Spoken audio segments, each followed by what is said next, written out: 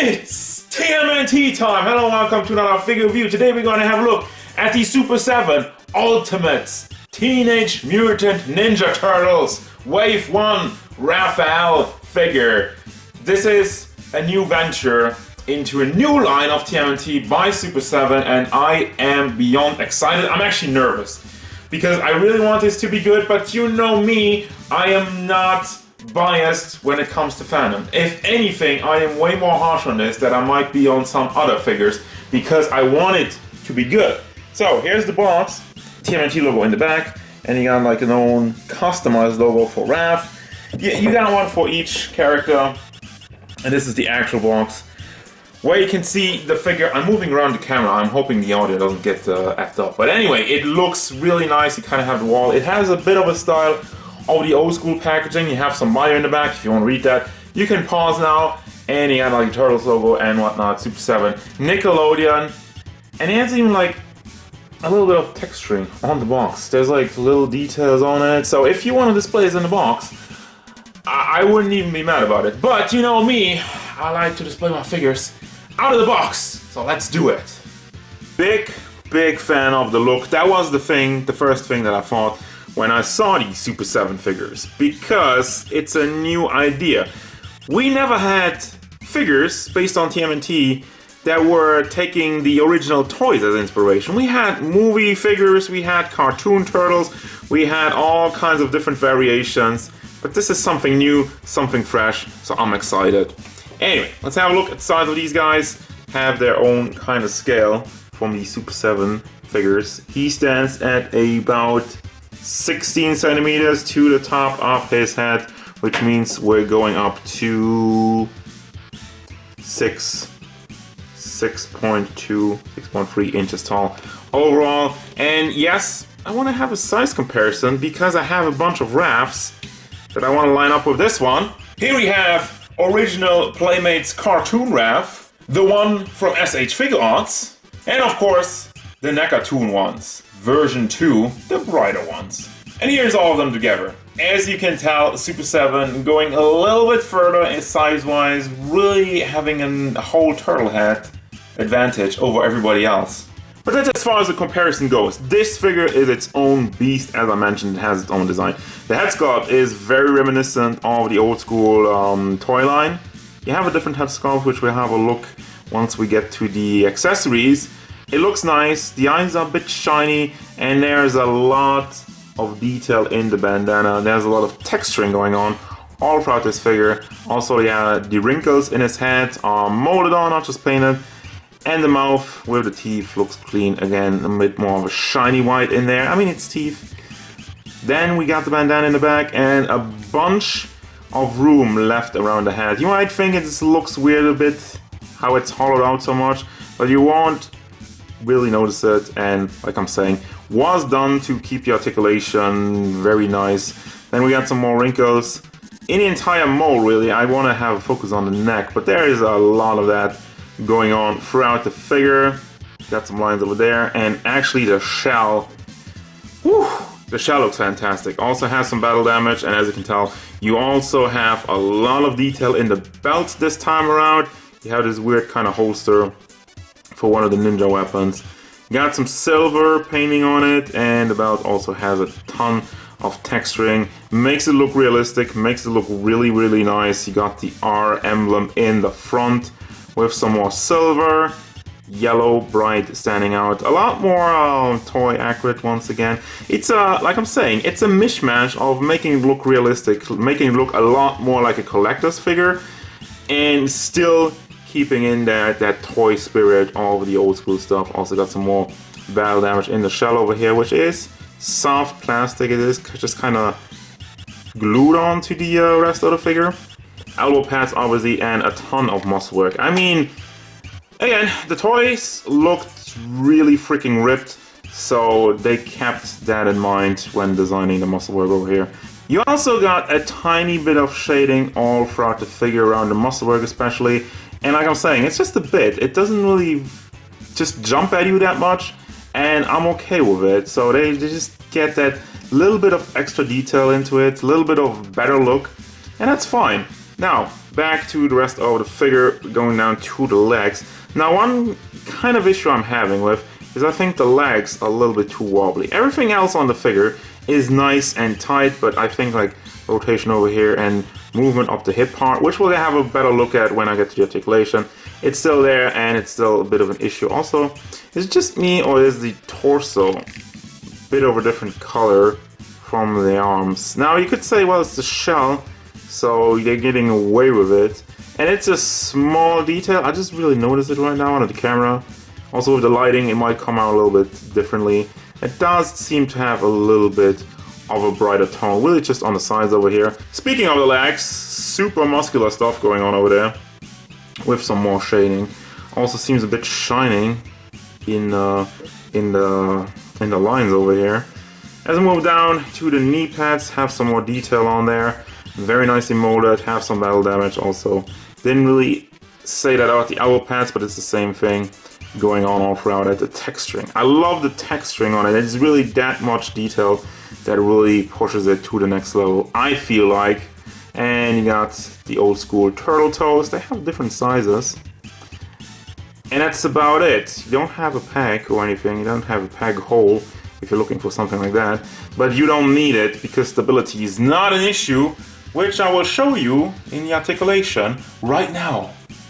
One thing I learned about Super 7 when I had a look at the He-Man figures from the movie, the articulation is pretty basic. Now, what you're gonna get out of it is the most important part though. As mentioned before, head sculpt has some nice movement because they left a ton of room. So it does go side to side, does go all the way around without any trouble. Actually, it's a little bit stiff. Yeah, it is nice and tight, as mentioned. The only wobbly part is down here. Everything else stays in place, nicely works. You got a big hinge over there. Also, you can rotate this entire piece all the way around without any hitch. Then you got bicep swivel, and now here's the thing, a single hinge in the elbow. As such, it only goes up that far. Double hinge would have gone a long way. And the other thing is, like, you have these hands which have the side to side rotation. The problem with that is, I'm kind of scared with it. They're on a very, very tiny pack. It is a sturdy pack, but I honestly, it might seem like a bit of a hassle, but I would recommend taking the hands out and moving the peg around, because I feel with this tiny, tiny peg, I'm scared it might break off. Then you got the hip part that rotates around, kind of like this whole joint hidden in there, helping you to move the legs forward and side to side. It is nice. It doesn't stand out at all. And you also have the soft plastic shell, which will move out of the way. And overall, you got some rotation out of it, and it's a cool joint. Then the legs move out. They move to the side and forward and back, and have some rotation in there. And again, I feel like this one could be a little bit more sturdy. And I think it's ironic how I always complain about the NECA figures, how they're way too stiff. And this is it's really just the legs. That's about it. Everything else, no problem there. Simple single hinge in the leg, but as such you can rotate down here. Also you could rotate this, wiggle it around. I wouldn't do that too much, not to break off the pack. I mean, it seems pretty okay over here, but it's a little bit more rough around here, so be careful with that. But yeah, it's as much as you get. Double would have been nicer. And the feet have a beautiful ankle rocker, goes side to side and forward and back. Again, very stiff. I feel like it's a bit ratchet in there, but I don't see a ratchet, but it does hold position very nicely. So that's the most important part about it. Well, I hope you like accessories, because there's quite a bit. We got the weapons rack, the old school stuff. You can disassemble this and take all the weapons out, but why would you do that? It's a collector's thing. I mean, you can, it's just like, I would never touch this. It looks amazing, and it's just a cool idea. But of course, there was a question on everybody's mind when they first showed these. But what about the real? Can you not have weapons that are painted? And Super 7 was like, yes. First, you have these size, which also, I looked at them in the promo pictures and I was like, well, they could use a cone of paint. You have the handles, which are painted in black, but the gray is just looking really plasticky. And Super7 was like, hold on, no problem, we got painted size. So actually you have 3 sets of size with the rack, the non-painted gray one and then the silver painted gray one. These ones were just a little poorly packaged, as you can tell, it's completely warped. Have to fix that later. Also, there seems to be a little bit too much paint on the tips, as such you have like a little bit of a issue there. They look good in general, but they do have some issues over there, but that can be fixed, just saying. But as I mentioned in previous reviews, we shouldn't have to fix it. Then you have this, I don't know what it's called, it's Japanese weaponry. Looks a little bit rough over here. Also is a bit warped. It is completely soft, so you can bend it, no problem there. It's painted. Also they have some shading on it, they have some black wash on the handles mostly. Don't see much on the silver at all. But the handles have some black wash, so there's a little bit of detail on that. And then you have these two things. Again, classic weaponry. I don't know what it's called. I don't know what's for. Nobody ever used that as kids. Just saying, we had only interest for the main weapons. Then you got a turtle comb in red. And I'm guessing all the turtles have their own distinctive comb with the with their own color on it. So obviously for Raph you got red. This one is very nicely done, has a lot of paint app on it. Back looks, well, just black. That's kind of weird. But I guess, well, the turtle combs work kind of like that, right? They were like a simple color in the lower part, the downside, and the upside has like, were green usually. As I'm saying, this one's red. This is the turtle comb when it's folded up. Then you got a different head. Super7 made their own head, and they have that for all the figures so far. Didn't see one for April yet. I really hope they have an updated April head. But yeah, anyway, this one looks more detailed. It looks different. It looks, I guess, more realistic, more modern. I don't know what you want to call it. Obviously, I talk about realistic when I talk about TMNT. Come on, what the frick? Then you got a pizza, which is nice and shiny. It looks, well, greasy, so that's cool. And then we got ninja stars, 2 of them. Simple silver ninja stars. They're kind of spiky, so be aware of that. Now the only problem, not really problem, but question I have about the hands.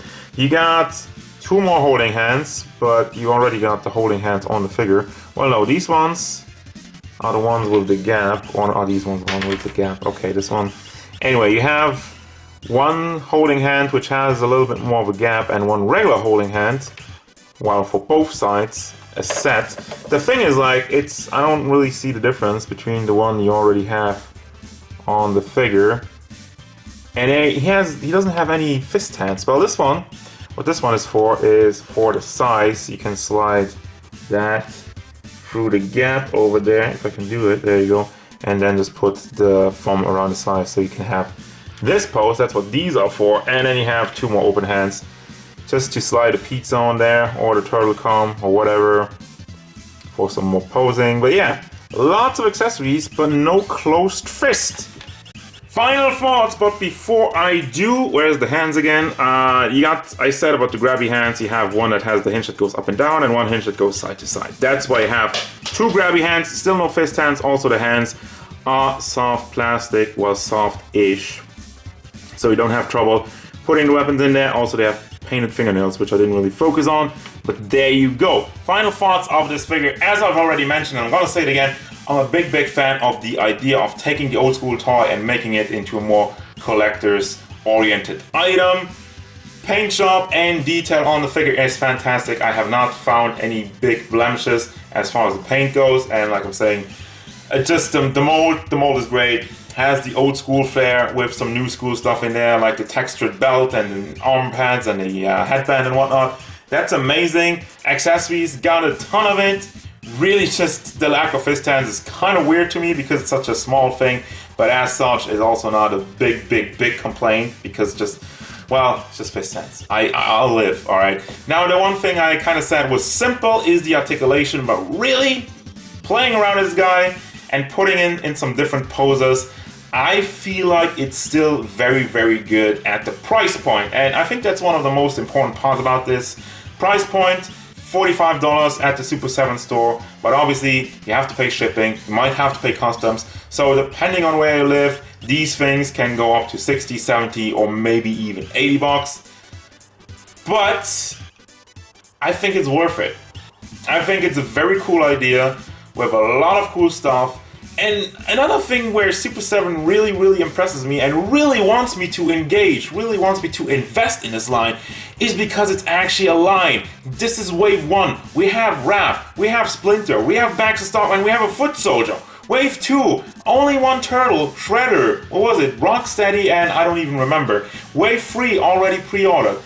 You have already that many different characters in this line when everybody else so far, every other figure creator created the Turtles line and they gave you the 4 turtles and sometimes that was it. Sometimes there was nothing after it. But Super7 was like, hold on, no, we're gonna give you the good stuff. We're gonna give you the figures you have never ever seen as a collector.